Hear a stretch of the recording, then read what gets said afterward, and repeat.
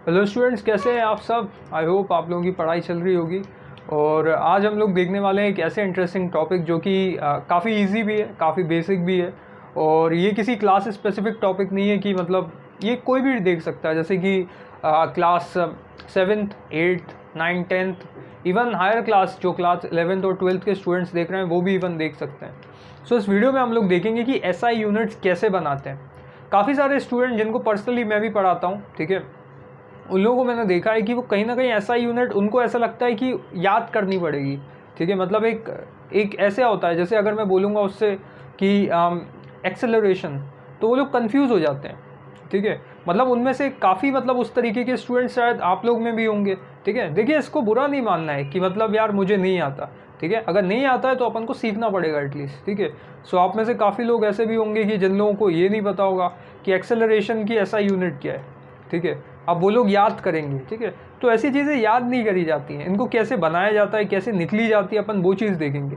ठीक है, और ये काफ़ी देखिए आपका लर्निंग फेज़ है। ठीक है, तो इसमें ऐसा कोई छोटा नहीं मानना है कि यार मैं हायर क्लास में हूँ। अगर कोई ऐसा स्टूडेंट देख रहा हो, हायर क्लास 11th 12th का भी अगर कोई देख रहा हो और उसको अगर ऐसा लगता है कि यार मैं क्लास 11th में हूँ, मुझे ये टॉपिक मतलब ऐसा यूनिट्स नहीं आती, तो ऐसा नहीं है। और कोई छोटी क्लास का अगर कोई स्टूडेंट देख रहा है, क्लास 7th 8th का, तो वो भी इजीली देख सकते हैं, क्योंकि ये ऐसा टॉपिक है कि मतलब ओवरऑल आप जब तक पढ़ाई करेंगे, जब तक साइंस से आप डील करेंगे, तो इन टॉपिक्स का आपको ऐसा यूनिट्स स्ट्रॉन्ग होनी बहुत ज़रूरी है।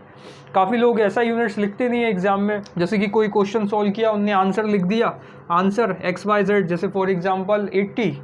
ठीक है, स्पीड अगर लिख रहे हैं कोई 80 मीटर पर सेकेंड लिखना भूल जाते हैं। तो ये सब चीज़ों का ध्यान रखना बहुत ज़रूरी है कि अगर आप लोग का कोई भी जैसे आंसर लिख रहे हैं और एग्ज़ाम में, अगर मैं एग्ज़ाम की बात करूं, तो एग्ज़ाम में कभी भी आप कोई आंसर लिखते हैं तो उसकी यूनिट्स वगैरह, अगर यूनिट्स है उस चीज़ की, तो यूनिट्स लिखना बहुत ज़रूरी है। ठीक है, सो ये चीज़ है। अब अपन देखते हैं, सबसे पहले देखिए यूनिट्स जो होती हैं, इसको पहले मैं थोड़ा क्लीन कर देता हूँ, कुछ चीज़ें इसमें लिख देता हूँ कि आपको पहले पता चले। ठीक है, सो स्टूडेंट, अब आप लोग को मेरे पीछे कुछ दिख रहा होगा। ठीक है, मेरे पीछे लिखा क्या हुआ है। सो ऑब्वियसली आप लोग, कुछ लोग देख के तो समझ ही गए होंगे क्या है। देखिए एसआई यूनिट्स दो तरीके की होती हैं। एक होती है बेस यूनिट्स या बेस क्वांटिटीज़, जो कि मतलब एक बेसिक होती हैं, जो कि मतलब बेस नाम से समझ में आ रहा है कि मतलब इनके बिना काम ही नहीं चलेगा, आपको इनको तो पढ़ना पड़ेगा ही। ठीक है, इन 6 को, जैसे कि ये जो 6 हैं, first, second, third, fourth, fifth, sixth, seventh. ठीक है, इस वीडियो को आप लोग देखना, आप लोग ऑनेस्टली, टू बी ऑनेस्ट, आप लोग कुछ ना कुछ नया ज़रूर सीख के जाएंगे इस वीडियो से। सो ये 6 बेस क्वांटिटीज़ हैं। बेस क्वांटिटीज़ मतलब ऐसी क्वांटिटीज़ है जो बिल्कुल बेसिक है। ठीक है, मतलब इनके बिना काम ही नहीं चलेगा। सो इनको पढ़ना बहुत ज़रूरी है। और इनकी एसआई यूनिट्स जो स्टैंडर्ड, एसआई का मतलब ही होता है स्टैंडर्ड। ठीक है, सो इनका पता होना बहुत ज़रूरी है। तो आपने में से काफ़ी लोगों को पता होगा, जैसे लेंथ की क्या होती है, वॉट, क्या, किलोमीटर, गलत, मीटर। ठीक है, मास की क्या होती है, मास। ठीक है, केजी। अच्छा, एक चीज़ मैं इंपॉर्टेंट बता दूं आप लोगों को, होता क्या है एग्ज़ाम में, कई बार आप लोगों को कंफ्यूज करने के लिए, ठीक है, जैसे कि फॉर एग्जांपल जैसे कहीं मास गिवन रहेगा तो आपको ग्राम में गिवन रहेगा, या मतलब इस तरीके से एग्ज़ाम में मतलब होता है कई क्वेश्चंस में। आप लोग देखेंगे कि मतलब क्वेश्चन आप पढ़ लेंगे, फॉर्मूला भी आपको पता है। ठीक है, mass into gravity into height, जैसे कि पोटेंशियल एनर्जी का क्या फॉर्मूला होता है, mass into gravity into height. तो कई बार एग्जाम में आपको ऐसा यूनिट्स नहीं देगा, आपको कोई दूसरी डिराइव्ड यूनिट्स देगा, आपको ऐसा ही बनानी पड़ेगी। अच्छा, डिराइव्ड यूनिट्स क्या होती है, जैसे आपको साइड में दिख भी रहा है। ठीक है, पहले इसको अपन कंप्लीट कर लेते हैं, फिर डिराइव पे आते हैं। ठीक है, ओके स्टूडेंट, सो अब हम लोग देखेंगे टाइम की एसआई यूनिट क्या होती है।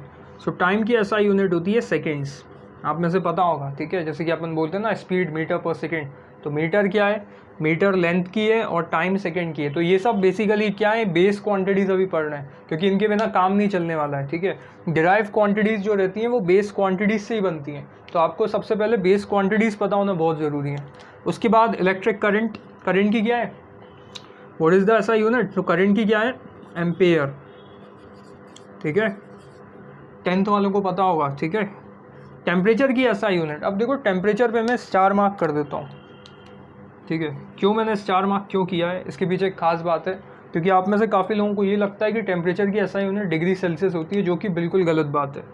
ठीक है, आप में से काफ़ी लोग बोलेंगे डिग्री सेल्सियस, जो कि टोटली रॉन्ग है। सो अगर आप लोग कॉपी में लिख रहे हैं तो डिग्री सेल्सियस इसको ऐसे लिख के कट कर लेना। ठीक है। सो टेम्परेचर की एसआई यूनिट क्या होती है, केल्विन, ठीक है। सो ये चीज़ आपको पता होना बहुत ज़रूरी है, ठीक है। उसके बाद अमाउंट ऑफ सब्सटेंस कहने का मतलब है कोई सब्सटेंस का अमाउंट कितना है, ठीक है। सो अमाउंट इसको कहते हैं मोल, ठीक है। मोल पता होगा ना आपको, मोल कॉन्सेप्ट वगैरह आप लोग पढ़ते हैं। So mole is the amount of substance, ठीक है। और ल्यूमिनस इंटेंसिटी, जिसका इतना जो बेसिक क्लासेस हैं उसमें इतना यूज़ नहीं होता, इसको बोलते हैं कैंडेला, ठीक है। सो दीज आर व्हाट, ये क्या 7 बेसिकली बेस क्वांटिटीज़ है जिसके बारे में आपको याद होना चाहिए बिल्कुल, ठीक है। और इन 7 बेस क्वांटिटीज़ से अब हम लोग बनाएंगे डिराइव क्वांटिटीज़, ठीक है। डिराइव क्वांटिटीज़ क्या होती हैं, मतलब एक ऐसी क्वांटिटीज़ हैं जो कि मतलब बेस क्वांटिटीज़ की मदद से बनी है। जैसे कि अगर मैं बात करूँगा स्पीड, ठीक है। डिराइव क्वांटिटीज़ बहुत सारी हैं बाय द वे, ठीक है। सो इस इतनी सी जगह में नहीं आएंगे, लेकिन कुछ एग्जाम्पल के लिए मैं लिख देता हूँ। जैसे कि स्पीड अगर मैं लिखूँ, स्पीड क्या है, स्पीड की कोई ऐसी कोई फिक्स यूनिट तो है नहीं। तो स्पीड की कैसी है, ठीक है। स्पीड की ऐसा यूनिट क्या है, मीटर पर सेकेंड। तो मीटर पर सेकेंड क्या है, meter is what, meter is length and speed this is time in seconds. So ये क्या है, मीटर पर second is the SI unit. तो ये क्या है, ये किसकी मदद से बनी है, ये बनी है बेस क्वांटिटीज़ की मदद से, इसीलिए इनको बोलते हैं डिराइव क्वांटिटीज़, ठीक है। ऐसी बहुत सारी हैं, जैसे स्पीड हो गया, वेलोसिटी, ठीक है, डेंसिटी, ठीक है।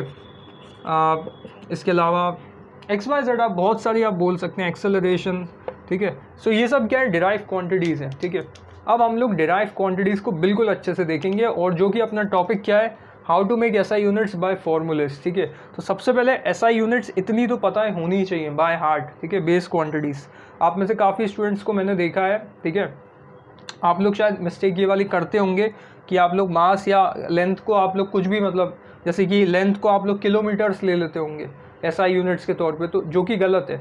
SI यूनिट्स अगर मैं स्टैंडर्ड बात करूँगा लेंथ की, तो वो रहती है मीटर्स, ठीक है। जो कि एग्ज़ाम में मतलब जनरली इसका मतलब एग्ज़ाम में अगर कोई न्यूमेरिकल होगा, सिंपल सा न्यूमेरिकल, तो उसमें आपसे अगर कंफ्यूज करेगा तो वो जनरली वो यूनिट्स में कंफ्यूज करता है, क्योंकि वो दे देगा आपको कोई किलोमीटर वगैरह दे देगा, तो आपको मीटर्स में चेंज करना है, आपको इन सब चीज़ों में, ठीक है। जैसे कि स्पीड की बात करी जाएगी, तो स्पीड आपको वो किलोमीटर पर आवर में दे देगा, सो आपको मीटर पर सेकेंड में चेंज करना पड़ेगा। तो इस तरीके से आपको कई बार वो दे सकता है।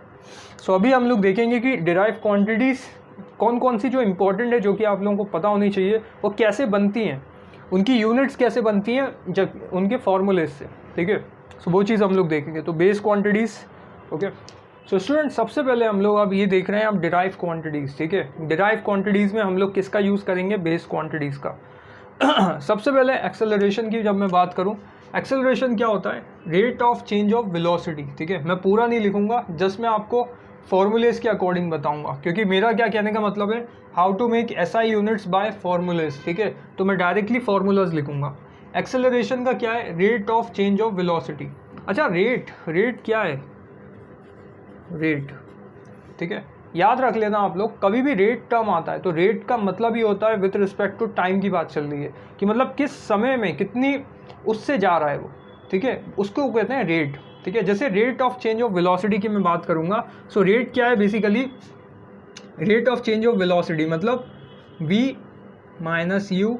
अब रेट की बात चल रही, रेट मतलब विथ रिस्पेक्ट टू टाइम, कभी भी रेट आ जाए, जैसे फॉर एग्जांपल जैसे कि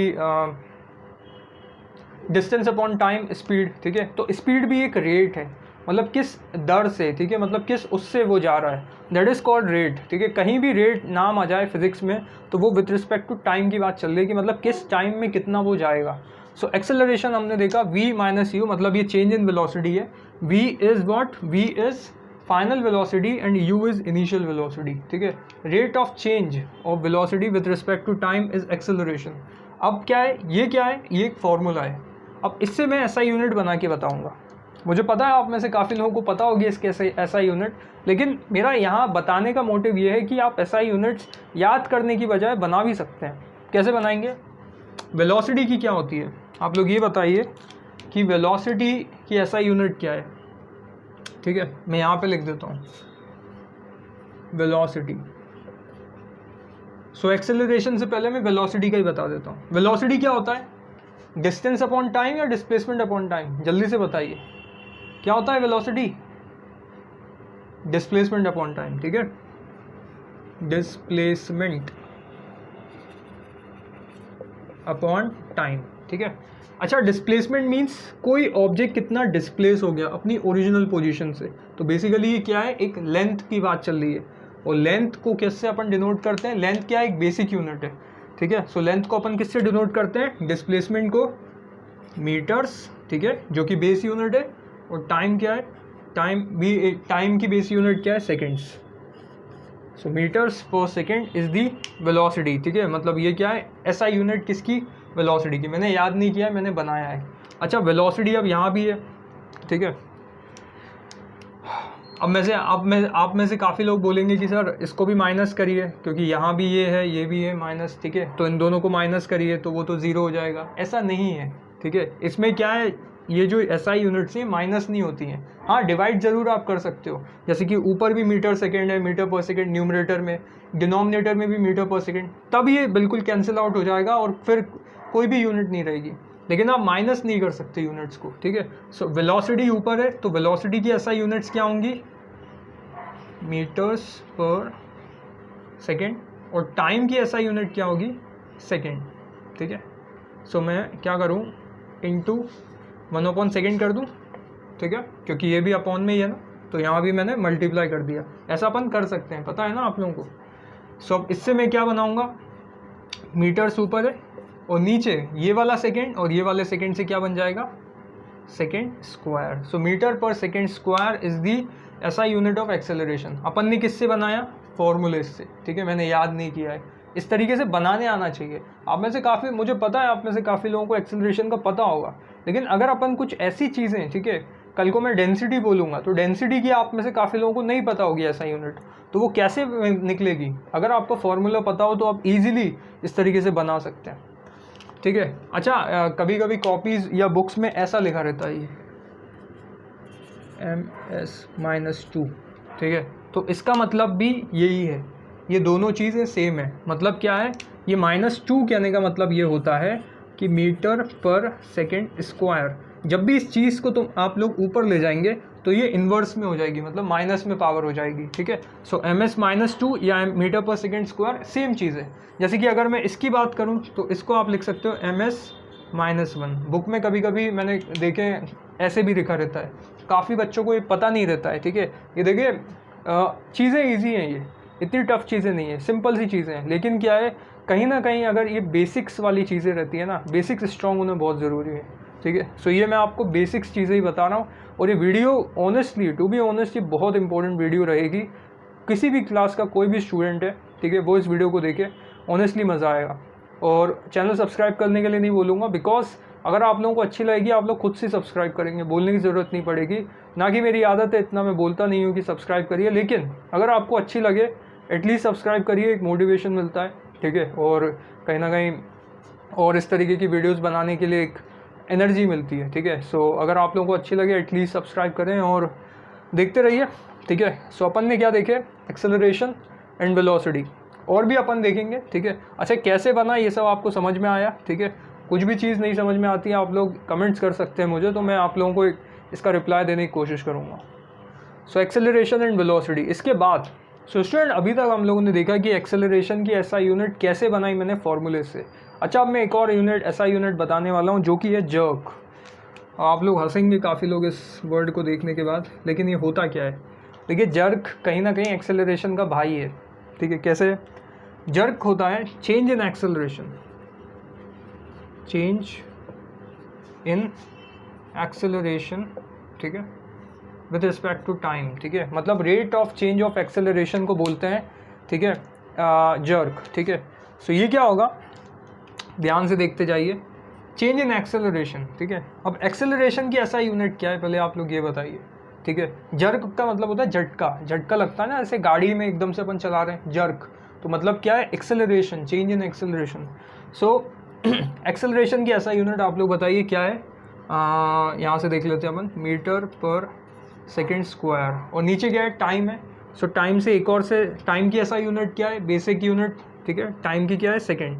सो ये क्या हो जाएगा, मीटर पर सेकेंड क्यूब, ठीक है। सो ये जो है ना, ये ऐसा यूनिट जर्क की है।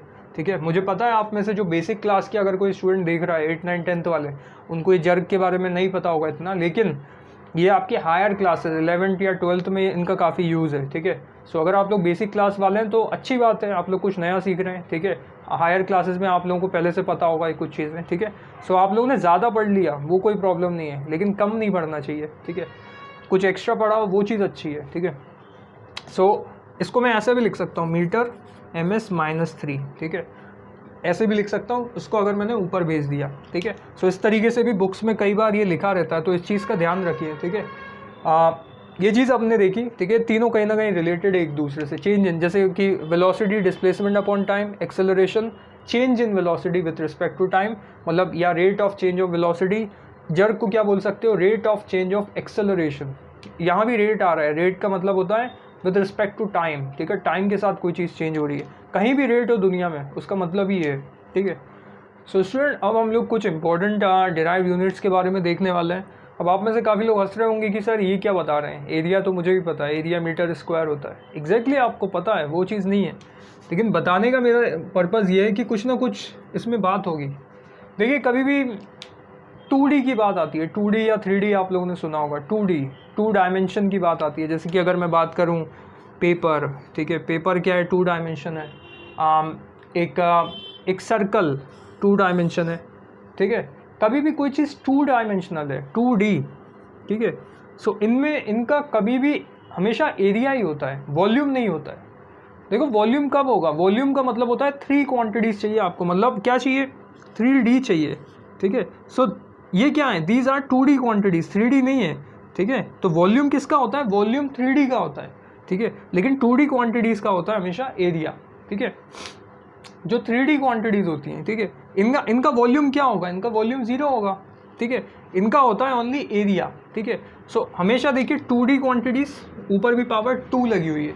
कभी भी देखिए जैसे कि अगर मैं बताऊं सर्कल का एरिया, अगर आप लोग ध्यान दें, सर्कल का एरिया क्या होता है, पाई आर स्क्वायर, ठीक है। अगर मैं इसकी बात करूं, इसका एरिया स्क्वायर का a इंटू ए स्क्वायर, हमेशा इसमें एक बात याद रखिएगा, कभी भी एरिया लिखा रहेगा तो हमेशा उस पर स्क्वायर लिखा रहेगा, स्क्वायर लगा रहेगा हमेशा एरिया पे।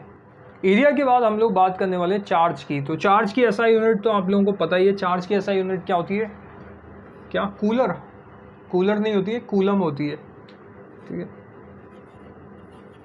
कूलम। आप में से काफ़ी लोग बोलेंगे कूलर, गर्मी आ गई तो कूलर होगा, कूलर नहीं है, कूलम है, ठीक है। सो चार्ज की SI unit coulomb. Energy, energy की एसआई यूनिट क्या होती है, अब देखिए एनर्जी और वर्क मैंने साथ में लिखा, इन दोनों की एसआई यूनिट सेम होती है, जूल, ठीक है। एनर्जी और वर्क दोनों की एसआई यूनिट सेम है, जूल, ठीक है, ठीक है। अब देखिए वर्क को क्या बोल सकते हैं, फोर्स इनटू डिस्प्लेसमेंट, वर्क होता है ना, work is equals to force into displacement, ठीक है।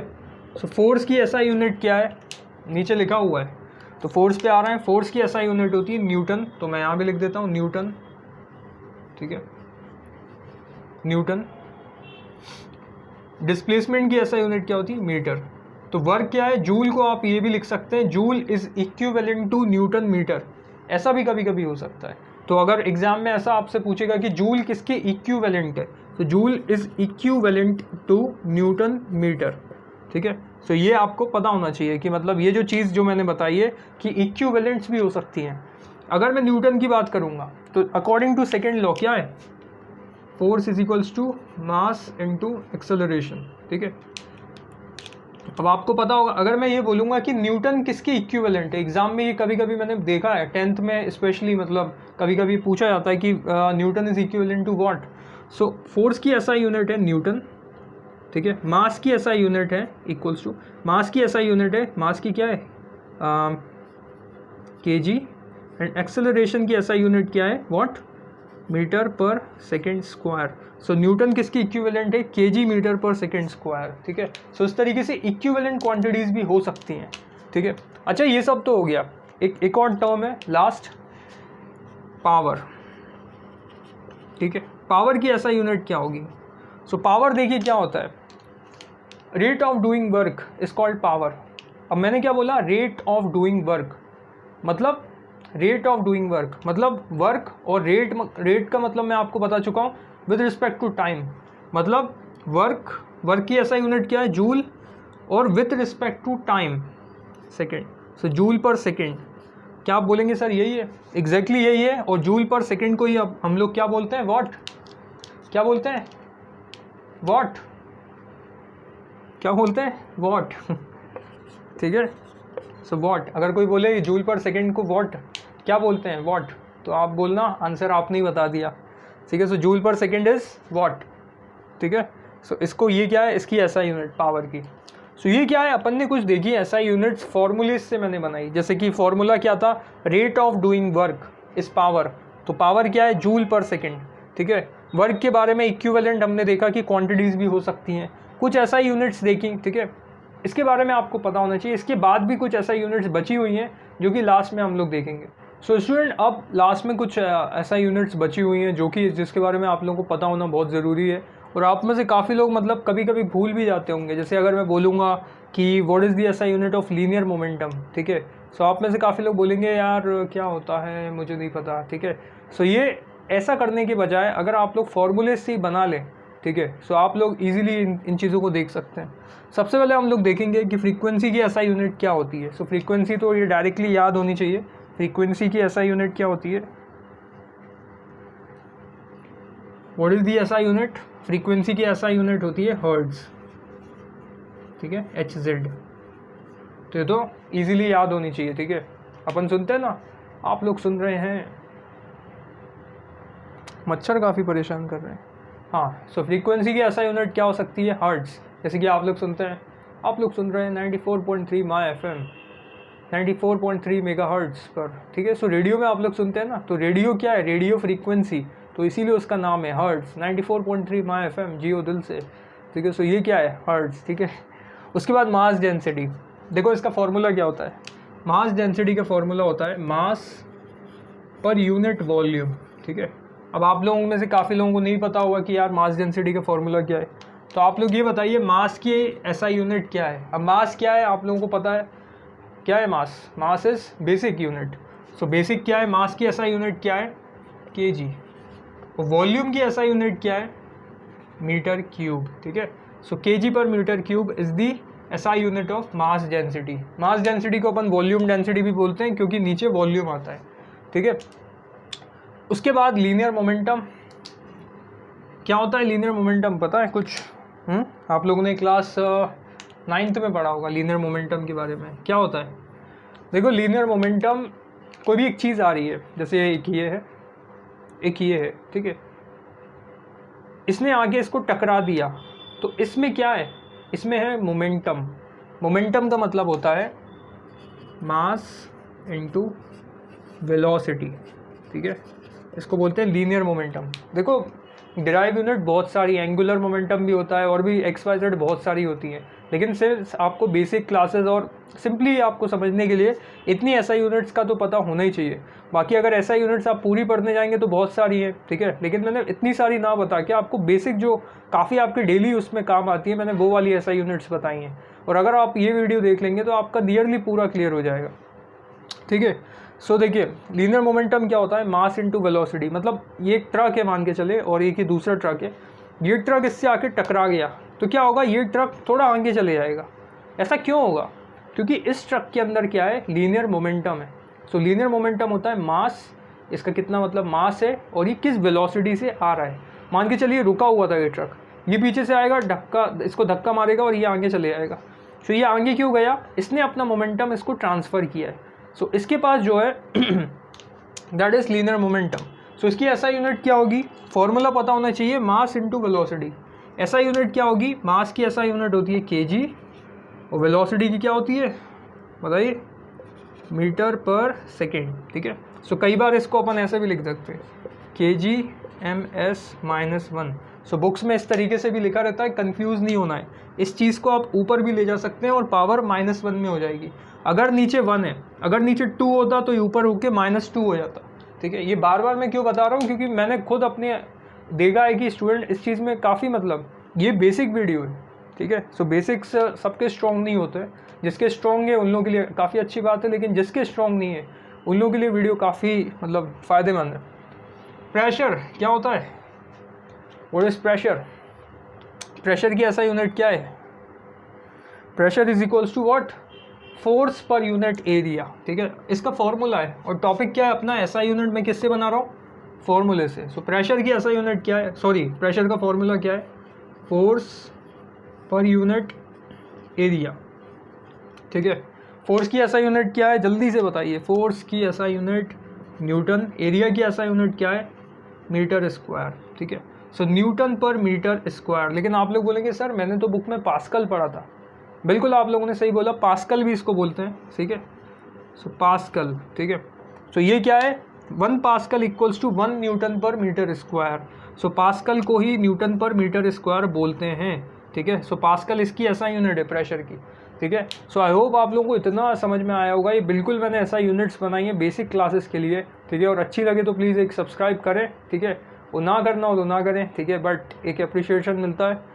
सो इतना ही है, ठीक है। It is what it is. और देखते रहिए हमारे चैनल को। Thank you, have a nice day.